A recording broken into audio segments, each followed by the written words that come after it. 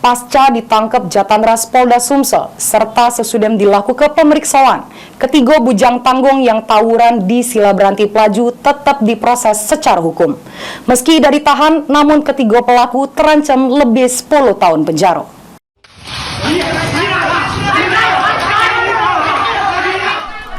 Sesudah aksi tawuran di Silabranti Pelaju viral di media sosial, ketiga bujang tanggung berinisial MR, PP, Samo MF ditangkap unit 1 Jatandras Polda Sumsel di rumahnya masing-masing.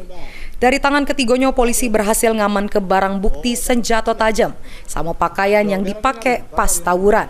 Ini ketiga pelaku sudah dilimpah ke Subdit PPA Perlindungan Perempuan dan Anak Polda Sumsel untuk menjalani proses hukum. Meski sudah ditetapkan tersangka serta terancam lebih 10 tahun penjara, ketiga bujang tanggung ini tidak ditahan karena berbagai pertimbangan oleh kepolisian.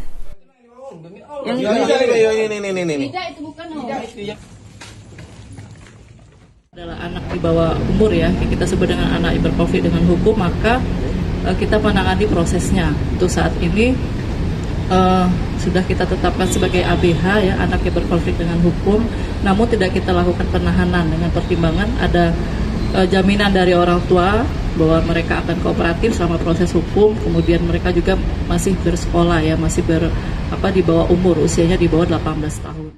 Sembari berkas samo tersangka dilimpah ke kejaksaan untuk dilakukan persidangan di pengadilan. Ketiga pelaku jeru pantauan Dinas Perlindungan Anak Daerah Sumsel. Mulyadi, PAL TV.